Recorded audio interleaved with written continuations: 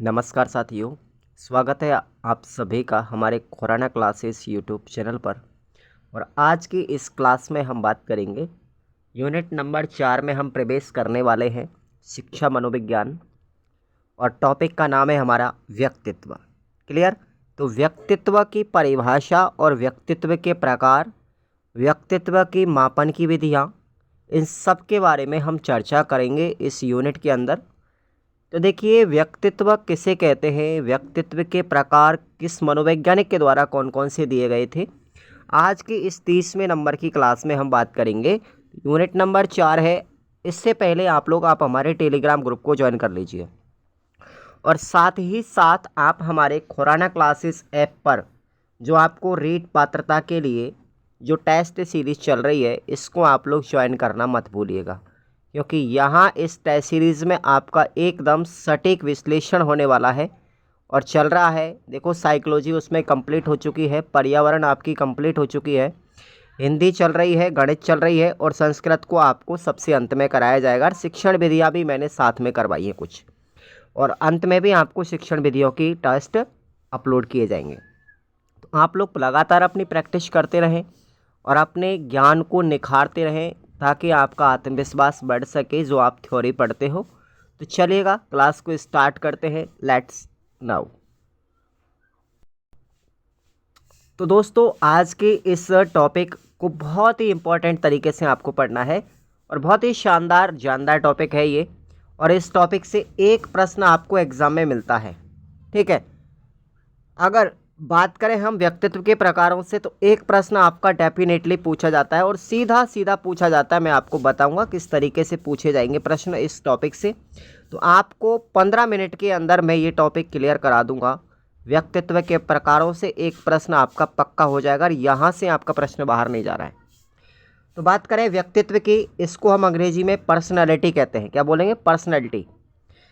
Personality जो शब्द है ये हमारी लैटिन भाषा से लिया गया है और लैटिन भाषा का एक शब्द है पर्सोना। क्या बोलेंगे? पर्सोना। और पर्सोना से मिलके क्या बना है साथियों? पर्सनैलिटी बना है। ये पर्सोना शब्द जो है लैटिन भाषा का है। इस पर्सोना का अर्थ होता है मुखौटा या नकली चेहरा, ठीक है। तो ये आपको ध्यान रखना, ये प्रश्न आ भी चुका है कि व्यक्तित्व पर्सनैलिटी जो शब्द है कहाँ से लिया गया है? लैटिन भाषा के पर्सोना से लिया गया है, जिसका अर्थ क्या होता है? मुखौटा या नकली चेहरा। प्राचीन समय की अगर हम बात करते हैं तो पहले व्यक्तित्व को हम बाहरी रूप से देखते थे, ठीक है। बाहरी रूपरेखा के आधार पर देखते हैं। आज भी लोग देखते हैं, किसी के चेहरे पर उसका कैरेक्टर नहीं झलकता। ध्यान रखना, किसी के चेहरे को देख करके हम उसके चरित्र, उसके व्यक्तित्व का पता नहीं लगा सकते, ठीक है। ये पहले होता था जब लोग अनपढ़ थे, अशिक्षित थे, तो उस समय पर बाहरी चेहरे को देख करके, बाहरी रूपरेखा को देख करके उसके व्यक्तित्व का, उसके कैरेक्टर का पता लगाते थे। लेकिन आजकल ऐसा नहीं है। आजकल इसकी परिभाषा बदल चुकी है साथी। वर्तमान समय में उसके बाहरी रूपरेखा के साथ साथ उसके आंतरिक गुणों को भी देखा जाता है और तब उसके व्यक्तित्व के बारे में बताया जाता है। तो इसी तरीके से आप लोग यहाँ पर अब मनोवैज्ञानिकों के बारे में हम बात करेंगे। किस मनोवैज्ञानिक ने कौन सा प्रकार दिया था? सबसे पहले आलपोर्ट की परिभाषा आप लोग सुनिएगा। आलपोर्ट साहब कहते हैं कि व्यक्तित्व उन मनोदैहिक व्यवस्थाओं का गत्यात्मक संगठन है जो अमूर्त वातावरण के साथ अपूर्व समायोजन कर लेता है, ठीक है। यानी कि व्यक्तित्व उन मनोदैहिक व्यवस्थाओं का गत्यात्मक संगठन है जो वातावरण के साथ अपूर्व समायोजन स्थापित कर लेता है। क्या कहलाता है? व्यक्तित्व कहलाता है। ये परिभाषा किसकी है? आलपोर्ट साहब की है, जो आपको याद रखनी है। आलपोर्ट साहब ने मनोदैहिक किसे कहा था? आंतरिक व बाह्य गुणों को। किसको कहा था? आंतरिक व बाह्य गुणों को मनोदैहिक कहा था। गत्यात्मक किसे कहा था? परिवर्तनशील जो गुण होते हैं उनको गत्यात्मक कहा था। और अपूर्व का मतलब जो पहले कभी नहीं हुआ हो, जो पहले नहीं किया गया हो, उसे अपूर्व शब्द कहा था। क्लियर? बैलेंटाइन की परिभाषा भी आपको याद रखनी है व्यक्तित्व की। व्यक्तित्व जन्मजात व अर्जित प्रवृत्तियों का क्या है? योग है। व्यक्तित्व जन्मजात व अर्जित प्रवृत्तियों का योग है, ऐसा कहने वाले कौन है? वैलेंटाइन। व्यक्तित्व पर वंशक्रम और वातावरण दोनों का प्रभाव पड़ता है साथियों, ये भी आपको याद रखना है। व्यक्तित्व को प्रभावित करने वाले दो कारक हैं, पहला है वंशक्रम और दूसरा है वातावरण। जिस तरीके से विकास को प्रभावित वंशक्रम और वातावरण करते हैं ना, वैसे ही व्यक्तित्व को भी वंशक्रम और वातावरण प्रभावित करते हैं। वुडवर्थ की परिभाषा आपको याद रखनी है, व्यक्तित्व व्यक्ति की संपूर्ण गुणात्मकता होती है। व्यक्तित्व व्यक्ति की संपूर्ण गुणात्मकता है, किसने कहा? वुडवर्थ ने। अब व्यक्तित्व का वर्गीकरण यानी उसके प्रकार कौन कौन से हैं, किस मनोवैज्ञानिक ने कितने प्रकार बताए? सबसे पहले हम बात करते हैं पाश्चात्य दृष्टिकोण की बात करें यहाँ पर, जिसमें आते हैं हमारे हिप्पोक्रेटस। यानी वर्तमान आधुनिक दृष्टि से बात करते हैं तो हम बात करते हैं सबसे पहले हिप्पोक्रेटस के अनुसार। व्यक्तित्व का सबसे पहले और सबसे प्राचीन वर्गीकरण जो किया था साथियों, वो ग्रीक चिकित्सा शास्त्री हिप्पोक्रेटस के द्वारा किया गया था। और उनकी पुस्तक कौन सी? Nature of man. इस पुस्तक का नाम आपको याद रखना है दोस्तों, नेचर ऑफ मैन पुस्तक के अंतर्गत व्यक्तित्व का सबसे पहले और सबसे प्राचीन वर्गीकरण जो किया था वो हिप्पोक्रेटस के द्वारा किया गया था। और इन्होंने इस व्यक्तित्व का वर्गीकरण जो किया था वो स्वभाव के आधार पर किया था। 4 प्रकार का बताया, 4 प्रकार का बताया, ध्यान रखना। स्वभाव के आधार पर वर्गीकरण जो किया था व्यक्तित्व का, पहला प्रकार आप लोग देखेंगे कौन सा है? कालापित। कालापित जो व्यक्तित्व है वो कैसे लोगों में पाया जाता है? उदास, हताश और निराशावादी लोगों में। दूसरा जो प्रकार बताया पीलापित। ये जो पीलापित व्यक्तित्व वाले व्यक्ति होते हैं वो क्रोधी होते हैं, चिड़चिड़े होते हैं और गुस्सैल होते हैं। और तीसरा प्रकार है रक्त प्रधान। इसमें खुशमिजाज, प्रसन्नचित्त और आशावादी लोग होते हैं। और चौथा प्रकार है कफ प्रधान, तो इसमें विरक्त, भावशून्य आदि ऐसे लोग होते हैं। तो आपको 4 प्रकार याद रखने भाई, और इनकी विशेषताएं याद रखनी है। कालापित व्यक्तित्व की विशेषताएं उदास, हताश, निराशावादी। पीलापित व्यक्तित्व की विशेषताएं क्रोधी, चिड़चिड़ा, गुस्सैल। रक्त प्रधान व्यक्तित्व की विशेषता है खुशमिजाज, प्रसन्नचित्त और आशावादी। और कफ प्रधान की विशेषता है विरक्त और भावशून्य आदि। तो ये आप लोगों को 4 प्रकार आपको याद रखने हैं, हिप्पोक्रेटस के कालापित, पीलापित, रक्त प्रधान और कफ प्रधान।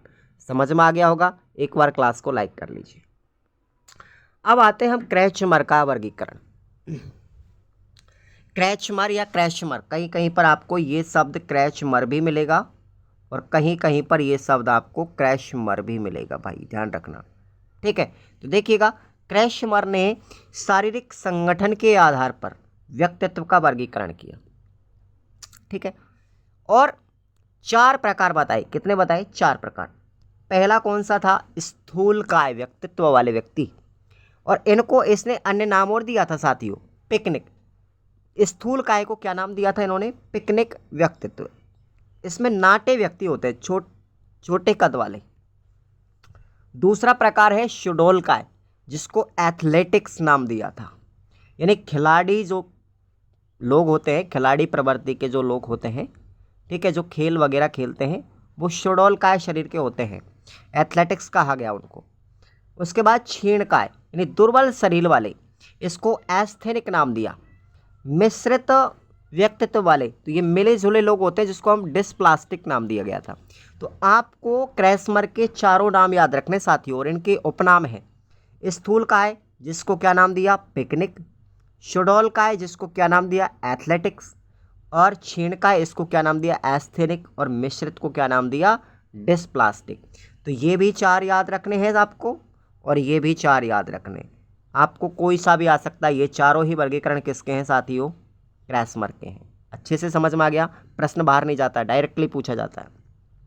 शेल्डन की बात करते हैं, तो शेल्डन ने भी जो व्यक्तित्व का वर्गीकरण किया था वो शारीरिक स्ट्रक्चर के आधार पर ही किया था। और इसने कितने बताए थे साथियों? 3 प्रकार बताए। कितने बताए? 3 प्रकार के बताए। पहला बताया था गोलाकार, आयताकार दूसरा, और तीसरा क्या था? लंबाकार। अब इनके उपनाम भी इसने दिए थे। गोलाकार को क्या नाम दिया साथियों? एंडोमॉर्फिक। और फिर इसको दूसरा नाम क्या दिया था? विस्रोटोनिया। कुछ भी लिखा आ जाए एग्जाम के अंदर पेपर में, ध्यान रखना। गोलाकार को दो नामों से जानते हैं, एंडोमॉर्फिक और विसरोटोनिया। ये किसके वर्गीकरण है? सेल्डन के। आयताकार दूसरा प्रकार हुआ, इसको क्या नाम दिया इन्होंने? मेसोमॉर्फिक। क्या नाम दिया? मेसोमॉर्फिक या सेमोटोनिया। क्या नाम दिया? सेमोटोनिया। तो ये आपको याद रखना है। और तीसरा प्रकार है लंबाकार, इसको दिया नाम इन्होंने एक्टोमॉर्फिक या फिर सेरिब्रोटोनिया। तो भैया सीधे के सीधे प्रश्न यहीं से आ रहे हैं, आपको तो इनके उपनाम याद रख लेना बस। गोलाकार को बोलते हैं एंडोमॉर्फिक या फिर विसरोटोनिया, आयताकार को बोलेंगे आप लोग मेसोमॉर्फिक या सेमोटोनिया, और लंबाकार को बोलेंगे एक्टोमॉर्फिक या सेरिब्रोटोनिया। क्लियर? एक प्रश्न आपका सेल्डन या क्रैस्मर से 101% पूछा जाता है एग्जाम के अंदर। चलिए नेक्स्ट हम बात करते हैं स्प्रेंगर के अनुसार। स्प्रेंगर जो साहब थे, इन्होंने समाज शास्त्र के आधार पर व्यक्तित्व का वर्गीकरण किया और 6 भागों में डिवाइड किया। 6 प्रकार बताए थे समाज के आधार पर। कौन कौन से हैं? नंबर 1 याद रखेंगे, सैद्धांतिक प्रवृत्ति वाले, राजनैतिक प्रवृत्ति वाले, नंबर 2। नंबर 3 पर है सामाजिक प्रवृत्ति वाले। नंबर 4 प्रकार बताया सौंदर्यात्मक प्रवृत्ति वाले। 5वां बताया आर्थिक प्रवृत्ति वाले, और 6वां बताया धार्मिक प्रवृत्ति वाले। तो ये आपके स्प्रेंगर के हैं, जो समाज शास्त्र के आधार पर 6 प्रकार के व्यक्तित्व बताए, सैद्धांतिक, राजनीतिक, सामाजिक, सौंदर्यात्मक, आर्थिक और धार्मिक। तो ये 6 प्रकार आपको याद रखने हैं स्प्रेंगर के। क्लियर? एक प्रश्न यहाँ से भी बनेगा। अगर हम बात करें जुंग की, इसको जुंग भी कहते हैं साथियों या युंग भी कहते हैं। ये सिगमंड फ्राइड के चेला थे भाई, ठीक है। चलिए, जुंग साहब के द्वारा जो वर्गीकरण किया गया था वर्तमान में सबसे प्रसिद्ध है, सबसे ज़्यादा प्रसिद्ध। इन्होंने मनोविज्ञान के आधार पर वर्गीकरण किया था व्यक्तित्व का, ठीक है। और कौन कौन से बताए? 3 प्रकार बताए। पहला बताया अंतर्मुखी, दूसरा बताया बहिर्मुखी। अंतर्मुखी का मतलब जो अपने अंतर्मन में सोचते हैं, बहिर्मुखी का मतलब जो दूसरों के बारे में सोचते हैं, और उभयमुखी तीसरा प्रकार बताया, जिसमें दोनों प्रकार की विशेषताएं होती हैं, अंतर्मुखी प्लस बहिर्मुखी का मिश्रण। यानी कि उभयमुखी ऐसे व्यक्तित्व वाले व्यक्ति होते हैं जो खुद के बारे में भी सोचते हैं और दूसरों के बारे में सोचते हैं। तो मुख्य रूप से तो उन्होंने 2 प्रकार बताए, अंतर्मुखी और बहिर्मुखी, लेकिन उन्होंने बाद में चल के तीसरा प्रकार और बताया, उभयमुखी। तो ये आपको याद रखना मेरे साथियों, जुंग का वर्गीकरण है ये व्यक्तित्व का। क्लियर? आगे बात करते हैं भारतीय दृष्टिकोण से। भारतीय दृष्टिकोण से 3 प्रकार का है, सतोमुखी जो ईश्वर और धर्म में विश्वास रखते हैं, सतोगुणी, ठीक है भाई, सतोगुणी जो ईश्वर और धर्म में विश्वास करते हैं, रजोगुणी जो कर्म में विश्वास रखते हैं, और तमोगुणी जो सुख प्राप्ति में विश्वास रखते हैं। तो ये भारतीय दृष्टिकोण का वर्गीकरण है, व्यक्तित्व का 3 प्रकार का है। आधुनिक दृष्टिकोण की बात करते हैं तो इसमें भी 3 प्रकार के हैं, भावुक, कर्मशील और विचारशील, ठीक है। उचित व्यक्तित्व होता है संवेगीय स्तर, जिसके संवेगों में स्थिरता होती है ना, उनका व्यक्तित्व बहुत अच्छा होता है, ध्यान रखेंगे, ठीक है भाई। तो यहाँ पर हमारे ये कंप्लीट होते हैं।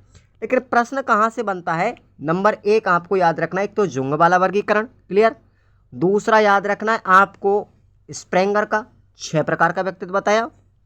एक याद रखना है आपको सेल्डन का, ठीक है भाई, सेल्डन का वर्गीकरण 3 बताए, ठीक है। और एक याद रखना है आप लोगों के लिए क्रैस्मर का वर्गीकरण, जिसने 4 प्रकार के बताए। और लास्ट आपको एक और याद रखना है हिप्पोक्रेटस का, जिसने 4 प्रकार के वर्गीकरण बताए। मैं गारंटी लेता हूँ इस चीज़ की, आपका व्यक्तित्व के से प्रश्न अगर प्रकारों से पूछा जाएगा, वर्गीकरण से पूछा जाएगा, तो इनसे बाहर नहीं जाएगा और सीधा डायरेक्टली यहीं से पुटअप होगा। मैं आपको बता दूंगा जब पेपर लगेगा। तो आप लोग लगातार इसी तरीके से टेस्ट सीरीज से और एनालिसिस कीजिए बेहतर क्वालिटी के साथ, आपको बहुत मज़ा आएगा। Thank you so much.